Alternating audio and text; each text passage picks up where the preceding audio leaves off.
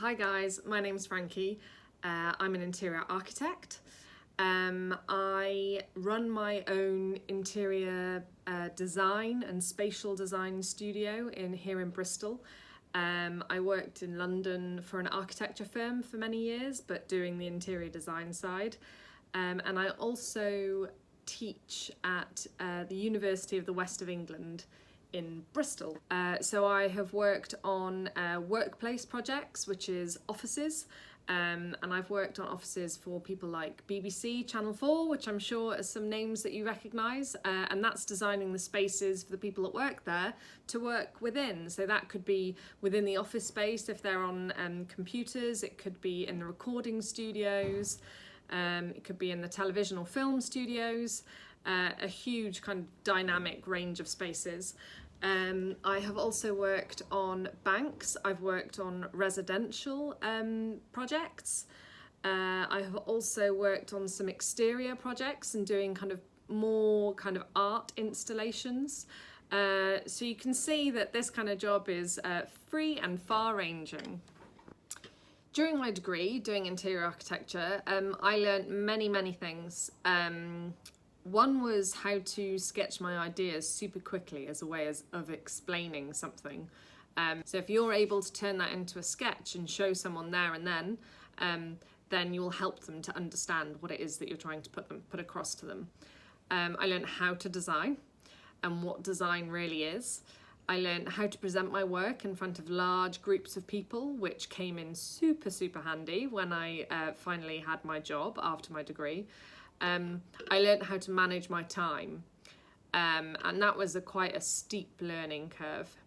When you leave school and you embark upon this new journey of a new subject that you've never done before, but you're also having to hit tight deadlines, you learn pretty quickly how important managing your time is, and therefore how to do that.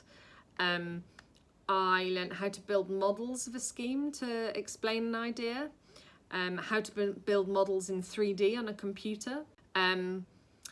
This is really important. I learned how to listen to critique and then use it to improve my work.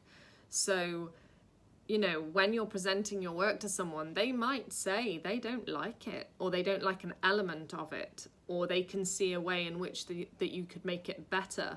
And rather than being defensive to that and taking it as a negative thing, it's more important to sit back and think about what people have said and take notes, and then think about what they've said that you could then do to improve your design. And then I also learned how to find inspiration in anything and everything. The more you're on a creative course, the more creative your mind becomes, and the more you see creativity in everything. And that could be just down to, I'm looking at a water bottle I've got right here, but someone designed that. Someone came up with this idea, and there's like mountain ridges along here, someone came up with this. And you'll start, anything that you look at, you'll realise someone designed that. So there is always a way to find inspiration in everything. The same goes for nature. There's always inspiration in nature. So yeah, that's what I'd say. Start to get excited about what the future could bring. So for today's task, around the skill, you may have guessed it already, it's creation. We are going to be looking at spaces. And how different things in different spaces can influence the way we feel about them and see them. So I'm going to run a workshop today. We're going to be looking at spaces in general and thinking about how, when you see the space, how you feel about it. What does it make you think? And why do you think that? And start unpicking those ideas and looking at what's in the image and maybe what's conducive to making you think about the space in that way.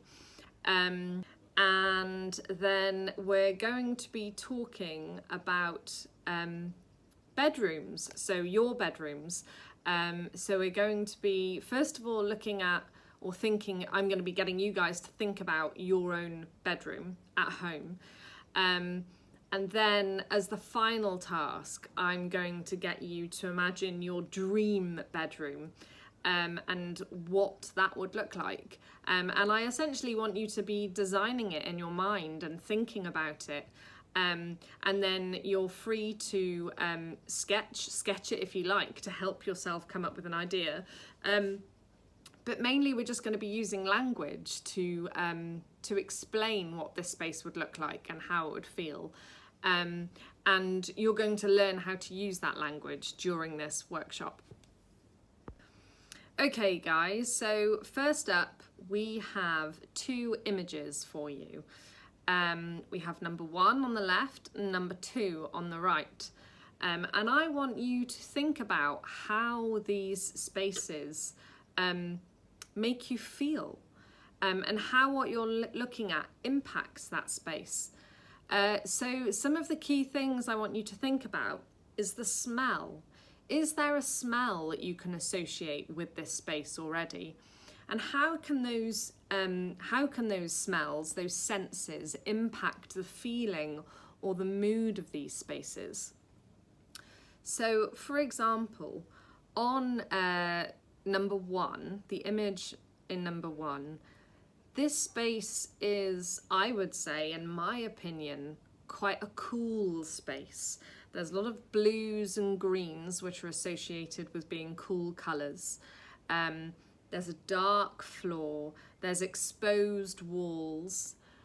So the overall temperature feels quite cool. There's also like quite a bright light that must be coming through a window there. And it's the type of light that you get in the morning, not in the afternoon. It's definitely a cooler light, but there's also shadow in the image, which makes you feel like the building is potentially quite dark apart from the light that's being shown in that window. Again, because it's an old building, maybe there's this feeling of damp in the walls, and as soon as you look at that damp, you start being able to smell that damp.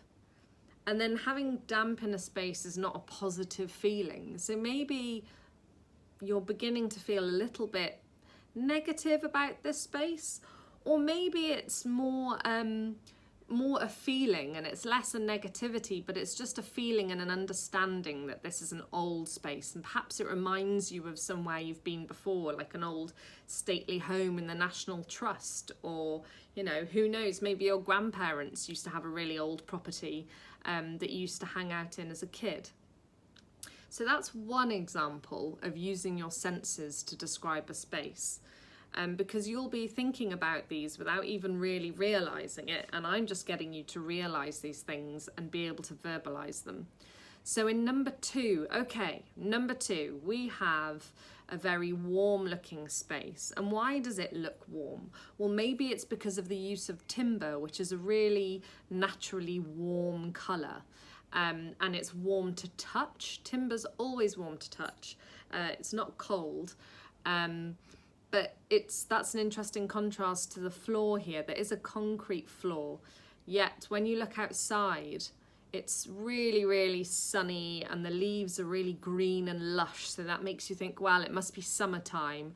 So summertime with the air being warm means that the air would be naturally warming that concrete that's there as well. And then we look at the fact that we're obviously in a kitchen or a kitchen/dining room, and the table's laid and there's some drinks and food on the table. It looks like there might be some bread in a basket. And then suddenly you have this idea of the smell of freshly baked bread floating around your head, which for most people is a really positive and warming, cozy feeling. It's a lovely smell. And then there's fresh lemons on the table, so there's this freshness to the space as well, this idea of citrus. So again, this could be a really positive space for people, but that's up to you. That's kind of my personal opinion of that space. And I'd like you guys to talk about how you would think differently about it.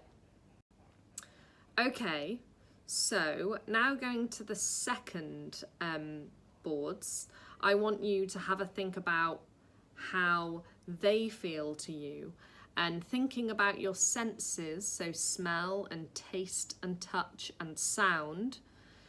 What could be impacted by those senses to make you feel a certain way in these spaces?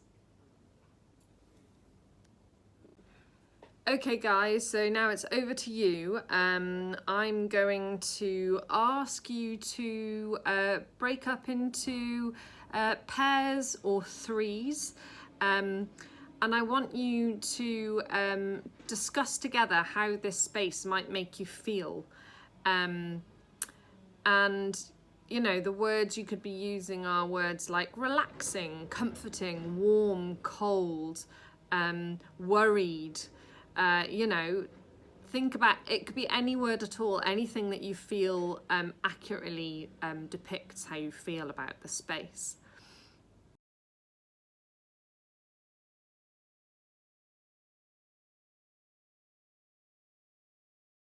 We're also going to look at mood boards, so and colour palettes, so having a look at those to see how those things put together can start creating a feel for a place without even seeing the space itself.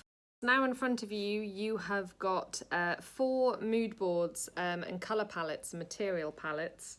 And I'd like you to look at how these mood boards might be used to express a feeling or a mood for a space. Look at each material separately and then together, thinking about how they might complement each other. You don't have to agree here, and if you don't, explain in your pairs and groups why.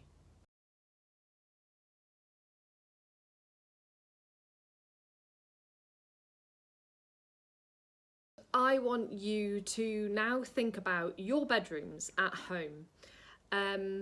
It's an individual task, so you can keep these feelings and thoughts and descriptions to yourself if you wish, or you can share them if you wish. But I want you to think about the colour and the feel and the mood and the lighting and the smell that you experience at your bedroom, in your bedroom at home.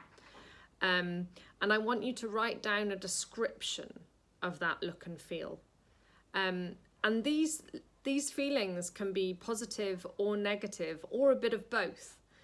So if you do that first, so take your worksheet and write this description of your bedroom on it.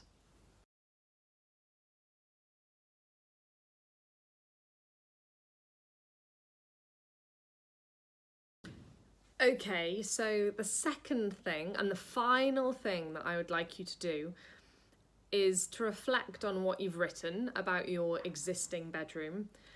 And I want you to now describe your dream bedroom. Again, I want you to talk about colour. I want you to talk about the feeling and the mood in the space, the lighting, the smell, the touch, temperature. You know, temperature is really important. Some people want their bedroom to be super warm and cosy. I actually prefer to have my bedroom really cool and make sure that I just have really cozy bedding on my bed so that when I get into bed I'm super, super warm, but I can feel a coolness in the space around me. And that's actually scientifically proven that people often sleep better in a cooler space or with the window open. But that's my preference, it might not be yours. Again, I want you to complete this task individually. And if any of you would like to share this last description of your dream bedroom with anyone, then please do so in your groups. But if you'd rather keep it like a secret or a wish, then pop it in your pocket or a special place where you can keep it safe. So here is an image of my bedroom at home as an example for you to help you to describe different elements.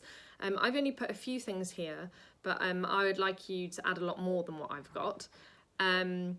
But some of them, you know, you might not use all of these pointers, but they're there just to help you and give you ideas. But some little touches that you may not have thought about is things like fresh rosemary sprigs that I cut from the bush outside my house that makes the room smell fresh and natural. And the same with the smell for candles and lavender The smell of lavender is really calming, and I love to light that at night. So it's like this calming smell and aroma, as well as the calming light that you get from a candle or more candles. And then I have soft linen organic sheets that invite me to climb into bed and get cozy. So as I said earlier, I like to have a cool room, but I most definitely like to have a nice warm bed. And I won't go over all the pointers here, but last but not least, I'll just say about the cozy thick pile rug next to the bed on the bottom right hand corner to add comforting experience within the room. So it's that idea of, you know, when you step out of the bed and your feet touch softness and warmth and not cold stone. So we've got some tiles on some of the floors in our rooms at home. And in the UK, especially in the winter, they can be really quite cold. So it's really important to have rugs on there. You don't want to get out of bed first thing in the morning and have a shock with the temperature of the floor. So yeah, this is why I've got a nice cozy rug. But yeah, this is just to help you guys with your ideas for your own dream spaces.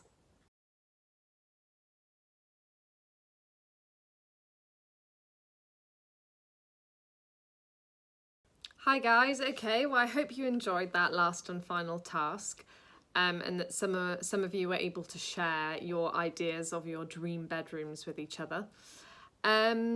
So now, having completed all of these tasks, and having listened to what skills I learnt in university that have helped me every day since, and having completed the tasks and learnt how to unpick how or why a space makes you feel a certain way, and then you've gained the skills to describe these feelings and why, as well as finally using this knowledge to imagine and explain what your dream bedroom would be.